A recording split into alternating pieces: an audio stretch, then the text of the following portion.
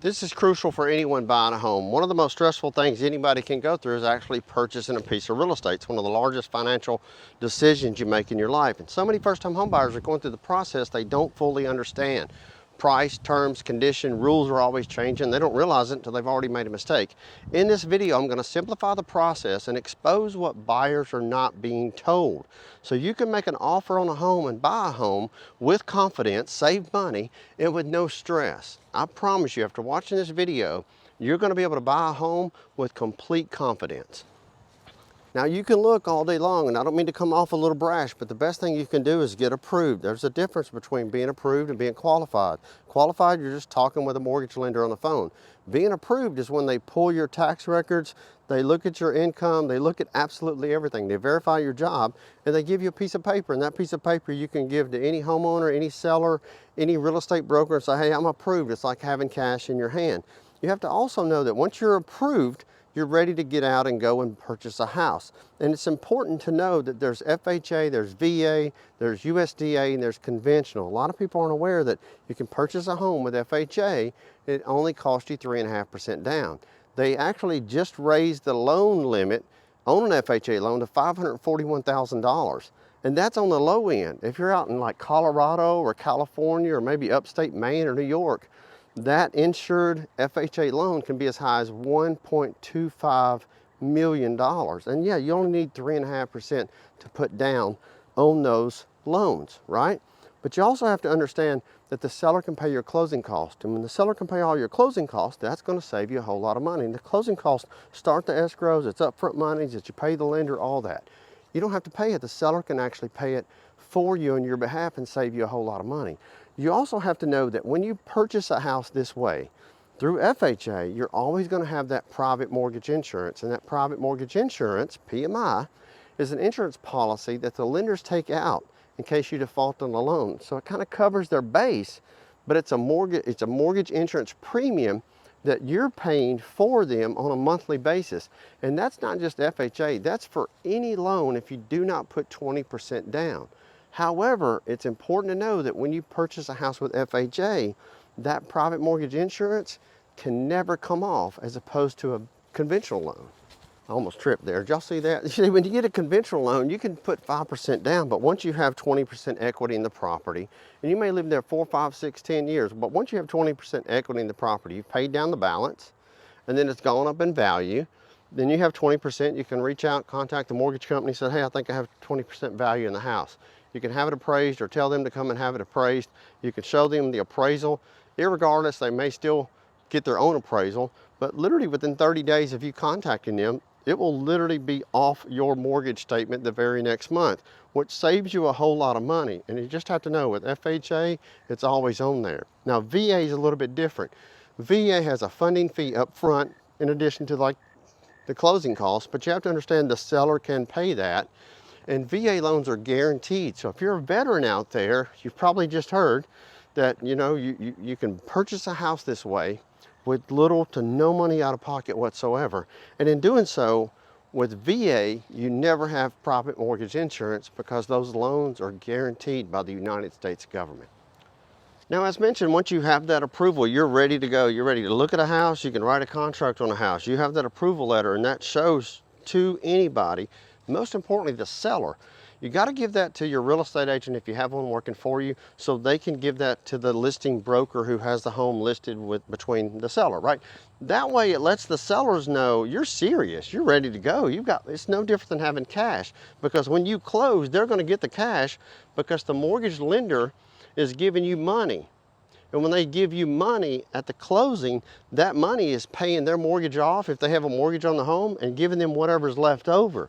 And then you actually have a mortgage payment that starts typically within 30 to 60 days after you close on the house.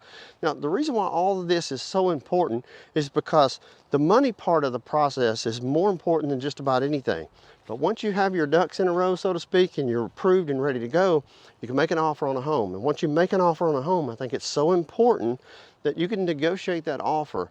But buying a home is very emotional, and you can't ever get so caught up in the emotion. If the house meets your needs, your location, everything, you really like it, So many people look at the price. And listen, I'm not trying to talk you into anything. I've just been doing this stuff for 30 years. And I can tell you, I've seen a lot of buyers do what I call stepping over a dime to pick up a dollar, or stepping over a dollar to pick up a dime. The point I'm trying to make is sometimes you get caught up in negotiating $5 or $6 or $8 or $10,000 when you have to know that right now, based on the current interest rate, it's only costing you about $64 a month on every $10,000 that you borrow. Now, once you make an offer on a house, I always suggest and tell people, make sure that you have a due diligence period in there. That's a time frame for which it's 10 to 14 days that you can have the home inspected. You can inspect it, you can hire an inspector. I always suggest hire an inspector. They'll go through the house literally within 3 to 5 hours, depending on the size of the home, and then they'll give you a full list of anything that's broken on the home or not working to its intended function, right? And at that point, you can share that list with your agent. Your agent's gonna write that up on a piece of paper.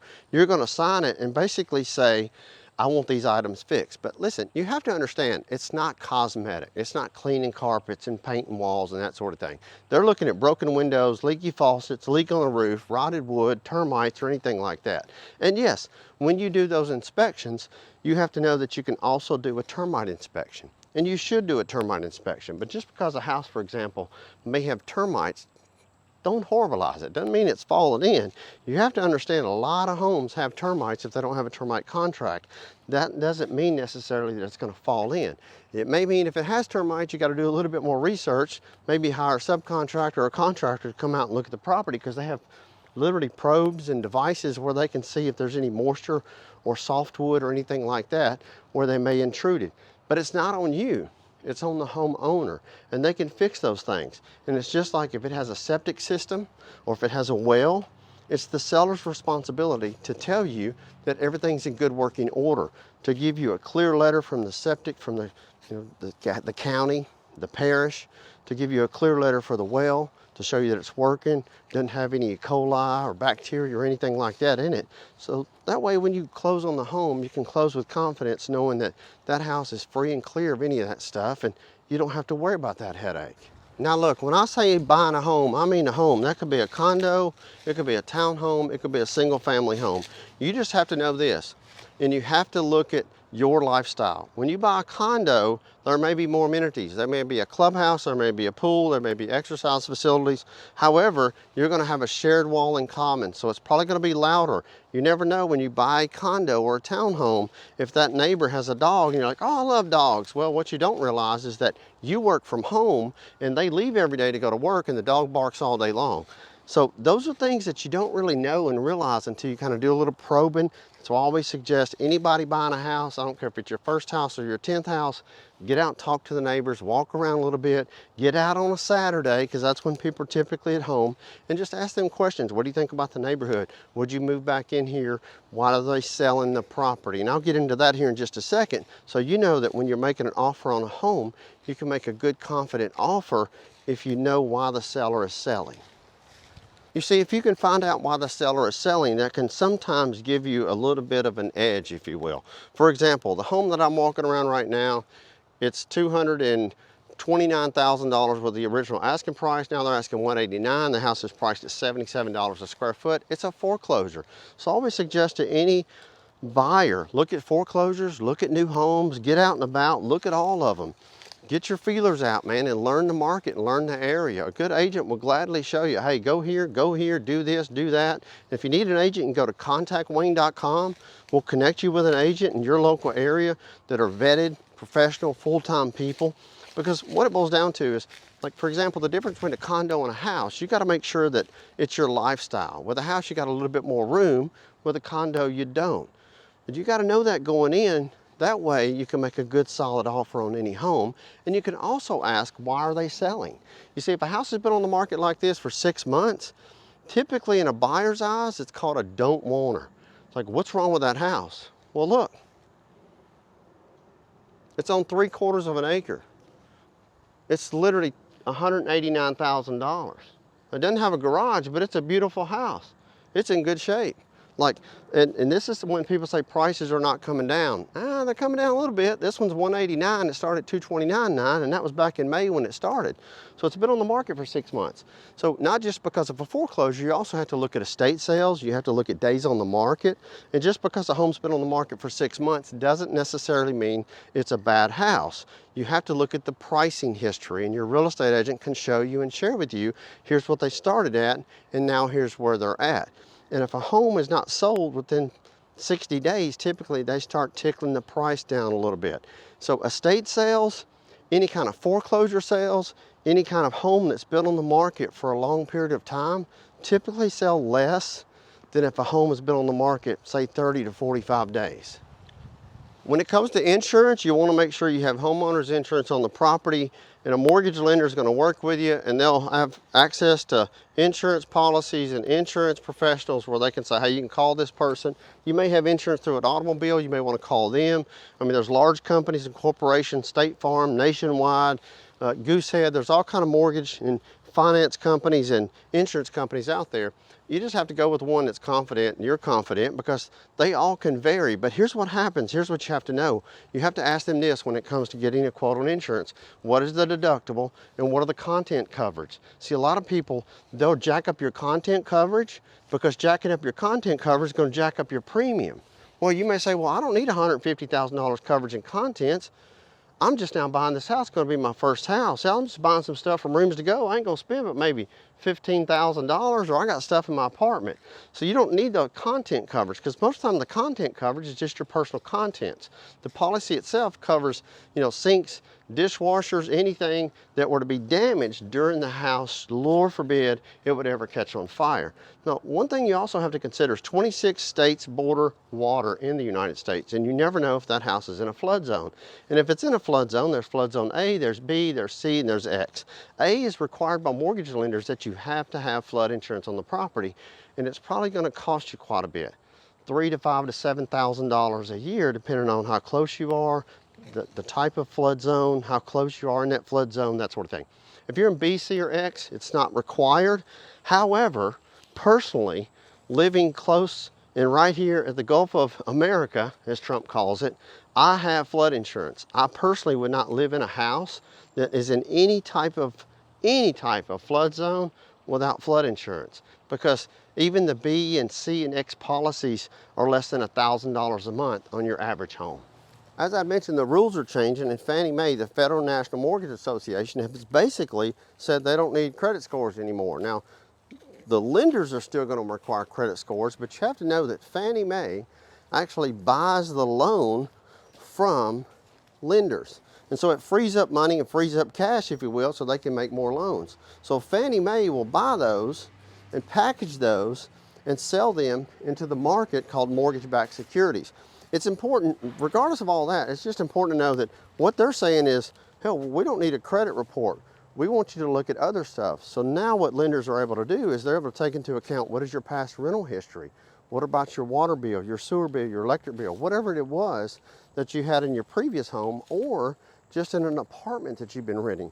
So no longer are they just going to look at your credit score. They're going to take it on a case-by-case basis and not rely on just a machine called desktop underwriting that they've used for so long. Now, this can be a good thing for a lot of buyers, because you may be on the fence with a 620, 613 credit score, and that will push you up to be able to purchase a home that you never thought possible. After you inspect the home, the process is pretty simple. Once you have the home inspected, they're going to give you a list, as I mentioned. But it's really important to know that that goes back to negotiation. So you may ask for everything on the list, and the seller's like, I'm not going to fix that. It was like that when I bought the house. Well, it doesn't really matter. They're selling the house to you, and if you want it fixed, then you want it fixed. However, they don't have to fix it. The flip side of that is you don't have to buy it, right? So that goes back to negotiation. You can negotiate the price and have them pay your closing costs and put a home warranty on it. Home warranties are good. It's usually pre-written in every contract. You can get a warranty on a house. That's good for a first-time home, especially if the house is 5, 7, 8, 10 years or older. This home, for example, was built in the 70s. I personally wouldn't buy the house without doing an inspection and getting a warranty on the home. Those typically run less than $1,000. The seller can pay those for you, and it covers any of the parts and components on the house should they break or just misfunction, malfunction, appliances, water heaters, that sort of thing. Gives you a little peace of mind when you close on the house, you lay your head on the pillow that night knowing you hear cracks and creaks and pops, and worst case scenario, it's covered by a home warranty. It's just a simple process. You can get a warranty, get it inspected, but once you've inspected it and you've looked at it and it's been appraised is the next step, and you pay for an appraisal on the property. The appraisal comes out and they just look at comparable properties around the home that you're buying.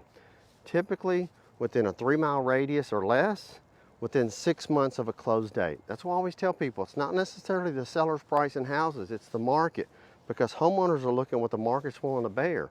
And what the market's willing to bear is what you as a buyer is willing to buy homes for. Now, before you close on the home, you're going to do a walkthrough, and you're going to look at the house and you can inspect it, and you can have the inspector to actually come back out and do an inspection to look for the things that you asked to be repaired that the seller agreed to in writing to repair on your behalf. Once you've done the walkthrough, and that's typically done within 5 days of the closing, you go to the closing. The closing typically takes an hour at the most, for the most part, maybe an hour and a half. Then you have to sign all the documents, and most of the time there are about 70 to 80 pieces of paper to quite simply say, if you don't pay, you don't stay. It's just quite that simple. But the process from there is you bring your money to closing with a certified funds cashier's check payable to the closing attorney or the title company. After that, you get your keys. And once you get your keys, this is something I always suggest any and every first-time home buyer to do.